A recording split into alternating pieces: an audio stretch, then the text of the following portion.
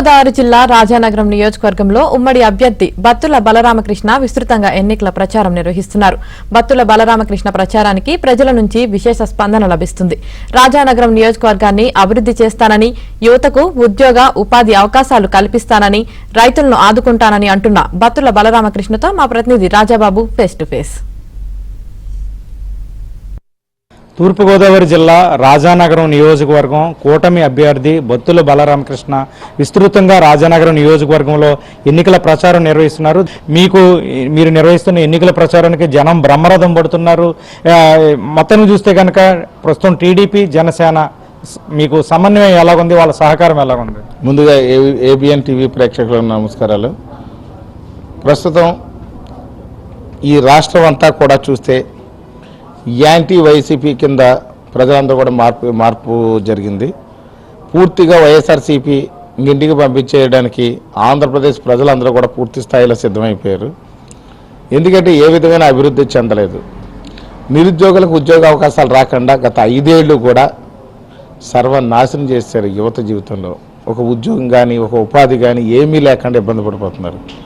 అలాగే భవన నిర్మాణ కార్మికులు ఇసుక అంతా కూడా వీళ్ళు దోచేసి వీళ్ళు ఇష్టం వచ్చినట్టు రేట్లు పెట్టేసి ఇసుక సక్రమంగా సరఫరా లేక భవన నిర్మాణాలు ఆగిపోయి ఈ రాష్ట్రంలో భవన నిర్మాణ కార్మికులందరూ కూడా ఆకలితో అలమటించేస్తున్నటువంటి పరిస్థితి ఉంది. ఇక్కడ భవన నిర్మాణ కార్మికులు అన్ని రంగాల్లో కూడా అన్ని కేటగిరీలో కూడా ప్లంబర్స్, ఎలక్ట్రీషియన్స్, మ్యాషన్స్, టైల్స్ మెషిన్స్ వీళ్ళందరూ కూడా రాడ్ బెండర్స్ అందరూ కూడా సర్వనాశనం అయిపోయారు. పాపం అన్ని అప్పుల పాలైపోయారు.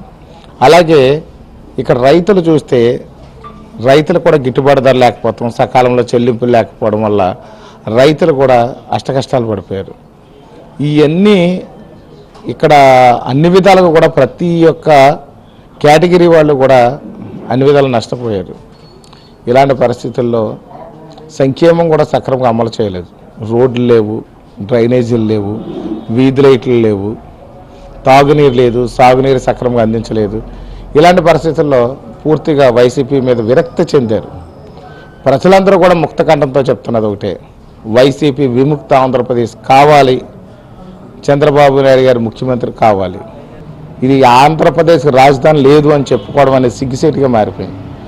నీ తండ్రి ఎవరు అని అడిగితే నా తండ్రి ఎవరో తెలియదు, నేను ఎలా జన్మించానో తెలియదు అని ఒక బిడ్డ చెప్తే అది ఎంత బాధాకరమైన విషయమో ఈ ఆంధ్రప్రదేశ్ రాష్ట్రానికి కూడా రాజధాని లేదని చెప్పడం అంతే బాధాకరంగా ఉంది.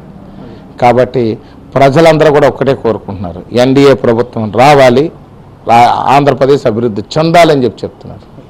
ఇప్పటి వరకు కూడా మనం రాజానగరం ఉమ్మడి అభ్యర్థి బత్తుల బలరామకృష్ణతో మాట్లాడడం జరిగింది. మొత్తానికి చూస్తే కనుక రాజానగరంలో గత 5 సంవత్సరాలుగా కూడా వైసీపీ పాలనలో ఎటువంటి అభివృద్ధి జరగలేదు.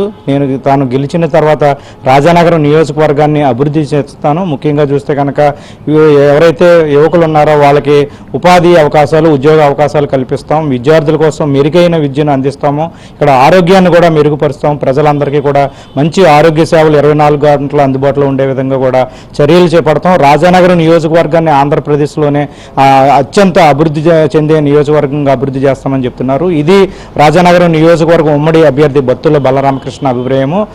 వీడియో జర్నలిస్ట్ సతీష్తో రాజుబాబు.